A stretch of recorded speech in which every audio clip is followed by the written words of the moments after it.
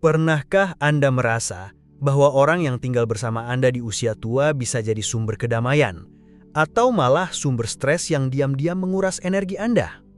Saat kita menua, ruang hidup kita memang mengecil, tapi pengaruh emosional orang di sekitar justru makin besar.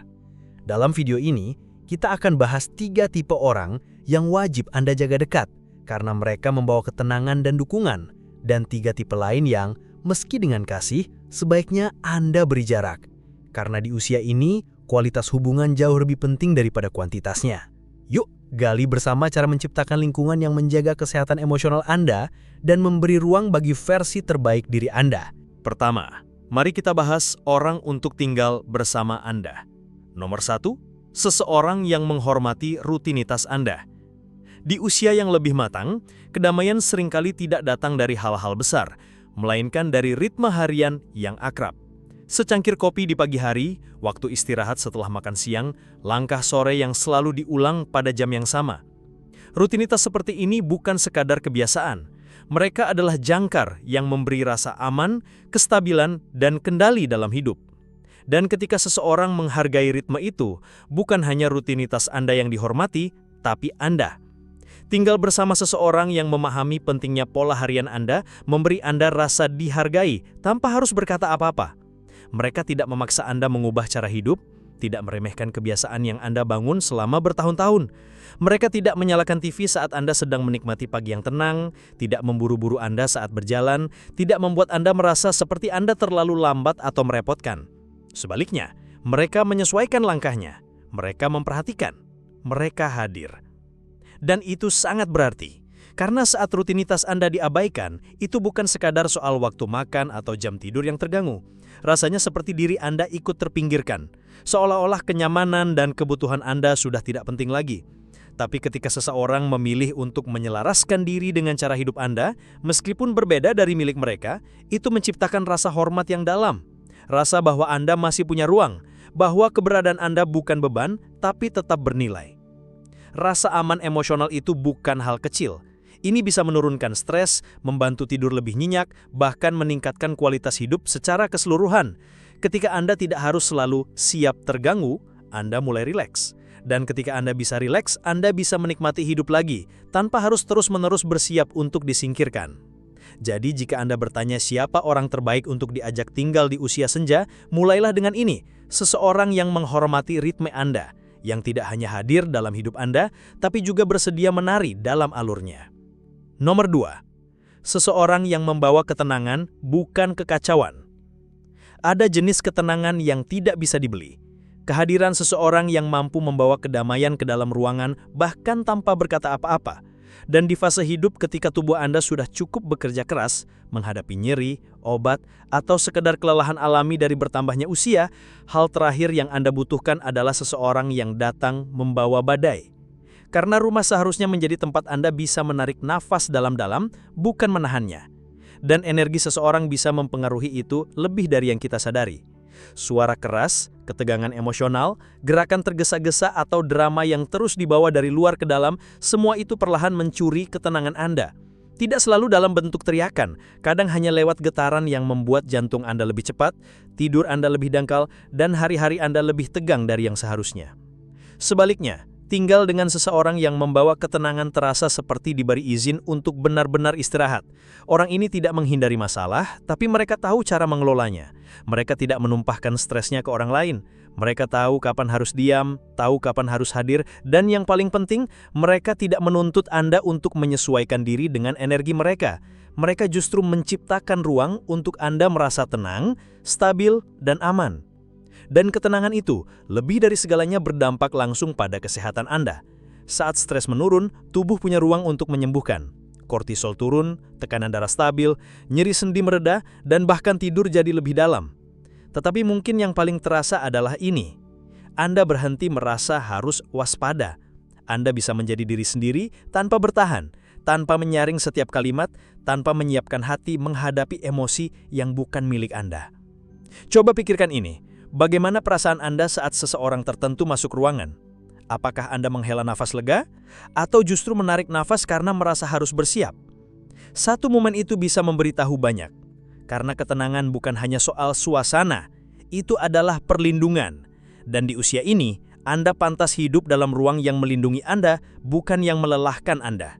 Jadi jika Anda mencari seseorang untuk berbagi ruang, berbagi waktu, atau sekadar menjadi bagian dari hidup Anda, carilah yang membawa keheningan lembut, bukan kegaduhan.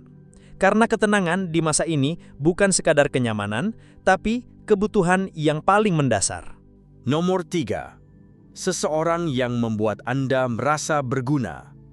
Salah satu kebutuhan paling dalam yang jarang dibicarakan di usia lanjut adalah ini, rasa bahwa kita masih dibutuhkan. Bukan dalam arti harus menyelamatkan dunia, tapi dalam hal-hal kecil yang mengingatkan kita bahwa kehadiran kita masih berarti, bahwa kita masih punya sesuatu untuk diberikan, bahwa kita belum selesai. Ada kehangatan yang muncul ketika seseorang melibatkan Anda, bukan karena basa-basi, tapi karena mereka benar-benar menghargai pemikiran, pengalaman, atau bantuan Anda. Bisa sesederhana diminta memberi saran soal tanaman, ikut mencicipi resep baru, atau sekedar diminta menemani ke toko. Momen-momen kecil seperti itu bisa menghidupkan kembali bagian dari diri Anda yang mungkin lama tertidur, bagian yang merasa penting, dihargai, dibutuhkan. Karena kenyataannya ketika Anda merasa berguna, Anda merasa hidup. Anda duduk sedikit lebih tegak. Anda berbicara dengan sedikit lebih percaya diri. Dan yang lebih penting, Anda merasa masih menjadi bagian dari sesuatu. Dari dunia, dari keluarga, dari kehidupan. Sebaliknya, ketika Anda dikelilingi oleh orang-orang yang memperlakukan Anda seolah-olah Anda sudah selesai, tidak lagi relevan, tidak lagi penting, jiwa Anda ikut mengecil. Energi Anda menurun. Anda mulai diam, mulai merasa seperti bayangan dari diri Anda yang dulu. Itu bukan karena usia, tapi karena kurangnya keterlibatan. Dan itu sebabnya, tinggal bersama seseorang yang secara aktif membuat Anda merasa berguna adalah hadiah luar biasa. Bukan karena mereka membutuhkan Anda untuk segalanya, tapi karena mereka memilih untuk menyertakan Anda. Mereka tahu bahwa kebijaksanaan Anda punya tempat, bahwa tangan Anda masih bisa bekerja, bahwa kisah hidup Anda masih layak untuk diceritakan dan didengar. Menjadi berguna bukan soal ego, ini soal koneksi. Ini soal merasa bagian dari kehidupan orang lain. Ketika Anda masih bisa membantu, menyarankan, mendampingi, bahkan hanya dengan mendengarkan, Anda merasakan sesuatu yang tak tergantikan, tujuan. Dan tujuan di usia berapapun adalah bahan bakar yang membuat kita terus tumbuh. Jadi, jika Anda punya pilihan, tinggallah dengan seseorang yang melihat nilai dalam diri Anda, yang tidak hanya merawat Anda, tapi juga melibatkan Anda. Karena Anda bukan hanya seseorang yang hadir di rumah, Anda adalah bagian dari rumah itu, dan itu membuat semua perbedaan. Selanjutnya, mari kita bahas tipe orang yang sebaiknya Anda hindari. Nomor 1. Seseorang yang terus-menerus mengkritik. Tidak ada yang bisa mengikis semangat lebih cepat daripada tinggal dengan seseorang yang selalu punya komentar. Kritik kecil tentang cara Anda melipat handuk, cara Anda menyusun piring, atau bahkan bagaimana Anda tertawa, mungkin terdengar sepele di awal. Tapi jika terus-menerus terjadi, itu bisa berubah menjadi bisikan halus yang mulai membentuk cara Anda melihat diri sendiri. Anda tak lagi merasa sebagai pribadi yang bijaksana dan berharga, melainkan seolah-olah Anda selalu melakukan kesalahan. Di usia ini, Anda butuh ruang untuk bernafas, bukan diawasi, bukan dikoreksi setiap saat. Kritik yang konstan bukan sekedar kata tajam. Ia adalah racun sunyi yang menyusup perlahan, menciptakan ketegangan dalam tubuh, membuat bahu tegang, tidur terganggu, dan rasa percaya diri menguap. Anda mulai menahan diri, berbicara lebih sedikit, dan memilih diam karena itu terasa lebih aman daripada dihakimi. Dan tiba-tiba, rumah Anda, tempat seharusnya Anda merasa paling bebas, berubah menjadi tempat di mana Anda merasa harus selalu berhati-hati. Yang menyakitkan, kritik semacam itu seringkali bukan tentang Anda. Itu datang dari ketidakseimbangan dalam diri orang lain, mungkin dari rasa tidak aman, kebutuhan untuk merasa benar, atau bahkan kebiasaan mengendalikan. Tapi saat Anda jadi sasaran setiap hari, batas antara benar dan salah, antara fakta dan perasaan mulai kabur. Anda mulai meragukan diri sendiri. Apakah saya benar-benar lupa? Apakah saya terlalu lambat? Apakah saya membebani? Dan ketika pikiran-pikiran itu muncul, itulah saatnya Anda mulai kehilangan pijakan. Bukan karena usia, tapi karena tekanan emosional yang terus menumpuk. Kritik yang konstan adalah bentuk kelelahan emosional yang halus, tapi dalam.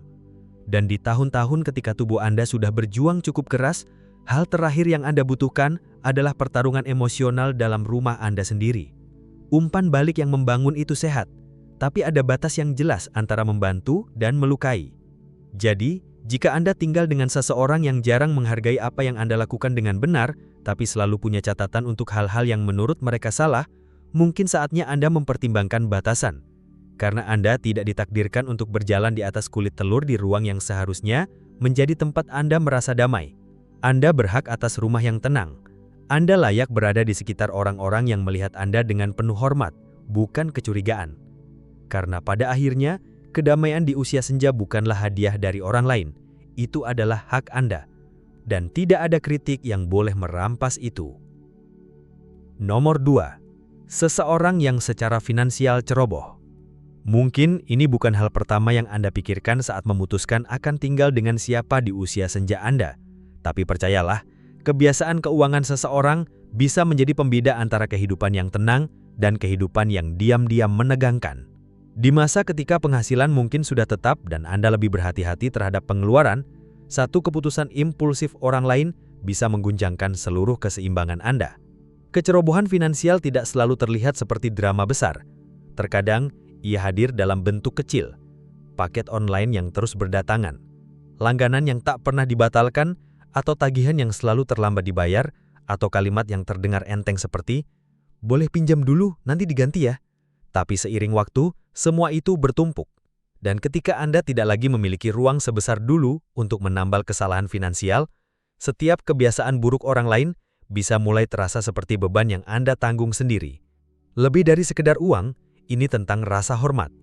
Saat seseorang mengabaikan tanggung jawab bersama, itu seperti mereka mengatakan bahwa ketenangan pikiran Anda tidak sepenting kenyamanan mereka, bahwa stabilitas Anda bisa dikorbankan asal keinginan mereka terpenuhi.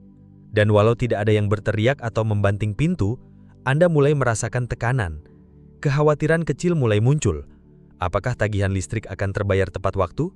Apakah uang belanja cukup sampai akhir bulan? Apakah saya harus memilih antara menegur atau diam demi menjaga suasana? Inilah masalahnya. Uang memang bukan segalanya, tapi cara seseorang memperlakukan uang mencerminkan cara mereka memperlakukan tanggung jawab.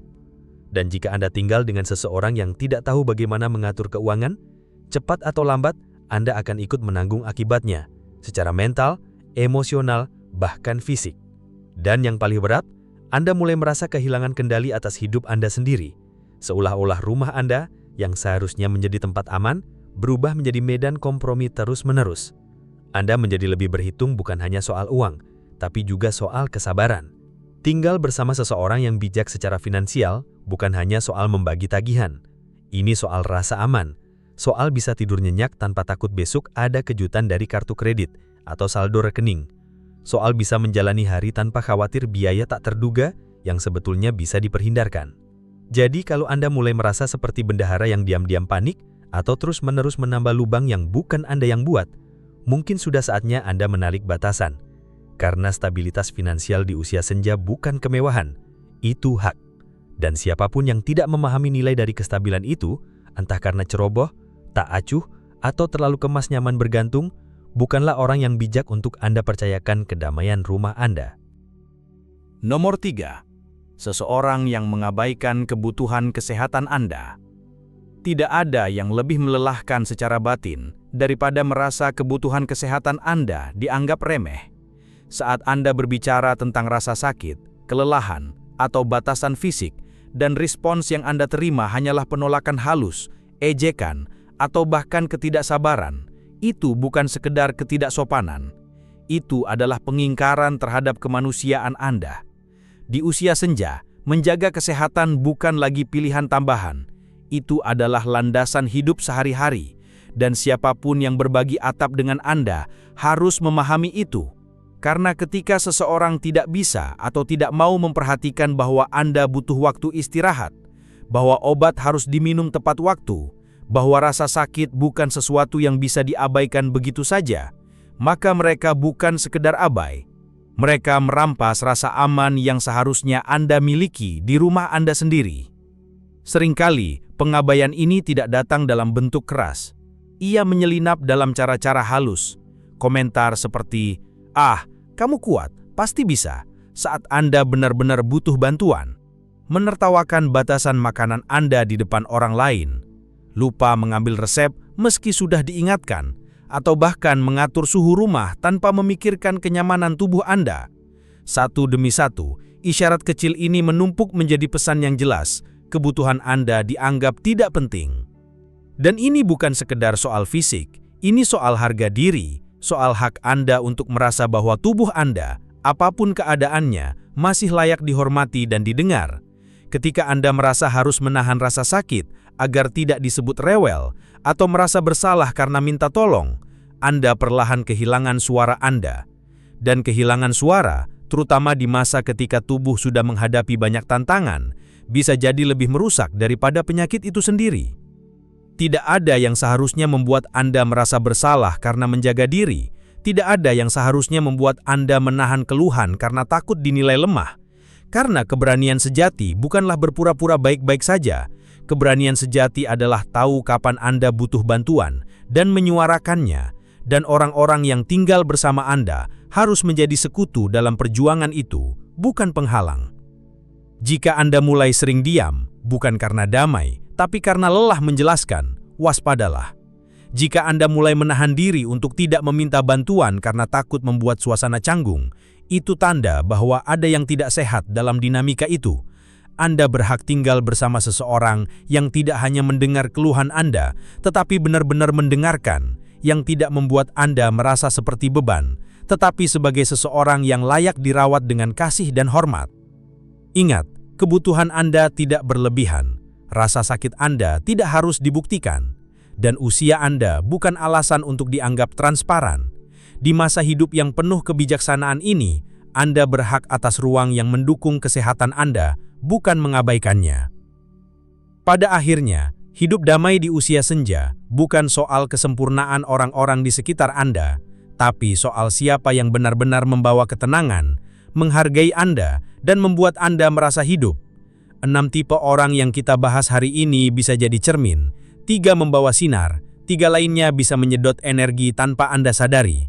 Ini bukan tentang menghakimi, tapi tentang memilih dengan bijak siapa yang ada di sekitar Anda setiap hari. Di usia ini, Anda layak dikelilingi oleh orang-orang yang mendukung Anda, yang membuat Anda merasa dihormati, dicintai, dan tetap berharga. Karena rumah bukan sekedar tempat tinggal, tapi tempat untuk merasa damai, dan itu bermula dari siapa yang Anda izinkan masuk.